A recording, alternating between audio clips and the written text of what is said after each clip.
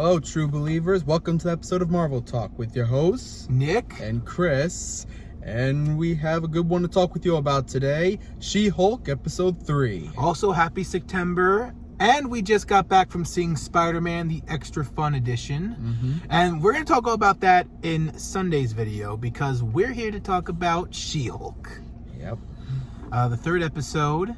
And we're just going to get into this. So, it was really good. I love the reference. The biggest thing I'm just going to say before we start anything is that they did reference her origin story about getting into a gang war, which actually did happen a little bit in her comic, where she was involved in a case and it, had Bruce get her the transfusion and stuff.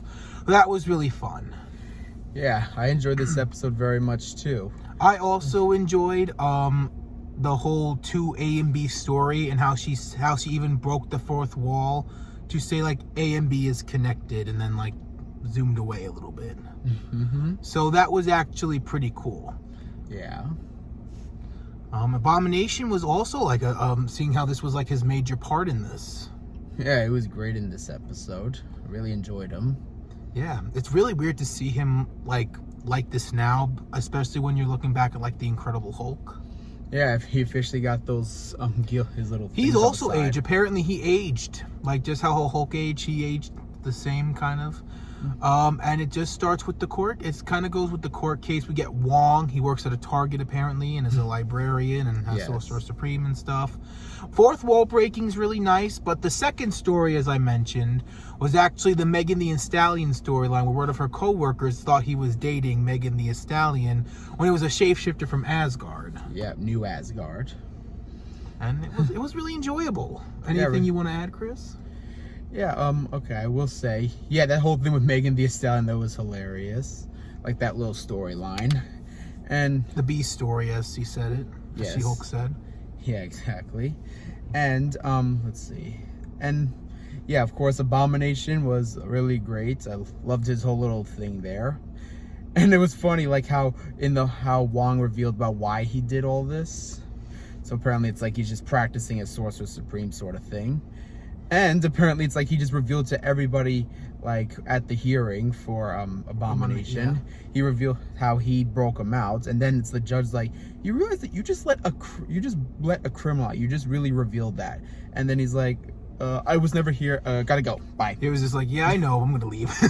Yeah. Which was really good. I also love how Abomination was just like, I'm going to transform. Even though people are going to freak out, I'm going to, like, leave my slippers on. Yeah. And he has, like, women that obsessed with him or something. What did he call them again? They were like his women of things, their pen pals. And I also love how pen pals, that's what it was. but he also referred to them as like his loves. Yeah, something like that. Yeah, his life partners or whatever. And also everyone was like really vouching for him, the janitor and everyone, and like this one guy's like, he got me out of my marriage, man. He's like, that's great, you're doing good, we're making good progress. He's like, I love him so much. Yeah. It was really good. And he's on parole and he can't be Abomination, which means everything worked out for him. And hopefully he's gonna be in Thunderbolts. Yes. There is like a little thing going around. I would love to see him be like, do I have to be Abomination? They're like, yes. And he's like, fine. And kind of have that little thing, because this is like a new thing for Abomination. Usually there's no universe in comics, and here they actually is like a good person who wants to be good. So this is like an interesting take for the character. I will say that. And it was really good. And She-Hulk is still a great character in this. So far, I love her personality still. Yeah. She is kind of a little sassy and stuff, but it's like in the fun bad. way, I would say. Yeah, and a little self-centered, but it's like in a good way. It's not like a bothering thing. Yeah. And also in the ending about these guys who are trying to take her blood. Like, oh, right, yeah. That's supposed to be like the Wrecking Crew. Oh, yeah, the Wrecking Crew. Like, those guys really weren't as much, really. I was kind of disappointed. I was like, who the fuck are these guys? And yeah, I had no idea, honestly, who they were. I knew them because of the weapons and stuff what each one was holding, but, like, they were Asgard construction stuff. And it was really more just like, that's so disappointing. You could have really put the Wrecking Crew in, like, higher things, but, like, damn. Yeah, and it's honestly now there's people kind of wondering like who's the boss, pretty much. Yeah. And apparently, from one thing I was reading, it's saying a possibility could be Kingpin or something like that. Definitely could be Kingpin. I mean, honestly, with how obviously we us Marvel fans should know Kingpin and Wilson Fisk, probably it could The be. one-eye man now. Yeah. But, you know, we'll see what happens eventually with that. Yeah. All in all, it was a great episode. And the end credit is another great one. Oh, yes. Of Better course. than episode 2, with Megan Thee Stallion apparently signing to get into the, because apparently she's with someone. To be like Jennifer's now client now. Yeah, because apparently she dated or was involved in like a superpower thing. So, you know, and they ended up dancing and twerking to Body, her song at the time. That was probably a big thing during the screening. Yeah, I've seen a lot of people giving that hate, really, which I don't understand why. I mean, Star-Lord was hilarious. dancing in Guardians 1. There was like a lot of great moments. And of course, that dance from, of course, Zemo from Falcon Winter Soldier. That was still fun. How he was doing like that. So I don't understand, like, what's the big deal just because She-Hulk was dancing? Like, it was funny. I thought it was really good. I thought that's another good end credit. Yeah, exactly. All in all, it was a really great episode. I actually really enjoyed it. Yeah, I gave it a 5 out of 5. I also gave it a 5 out of 5. It was really good. I think that the show's going really well. Yeah. And I think I'm very excited for episode 4. I'm also excited to see where everything goes from here, because it's only going to get probably more cool and more exciting as it progresses. Yeah.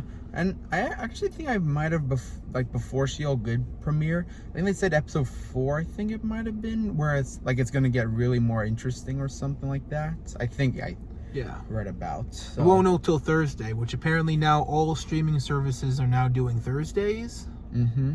So that's pretty interesting. Mm-hmm. But yeah, all in all, She-Hulk was a great show.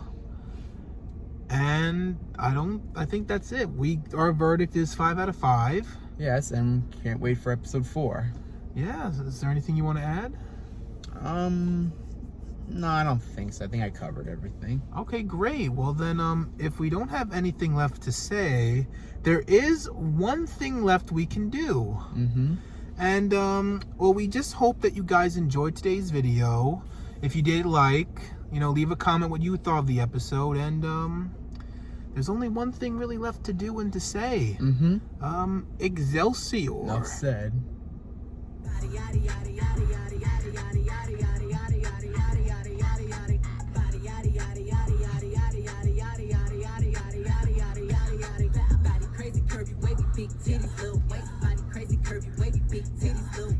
Like and subscribe.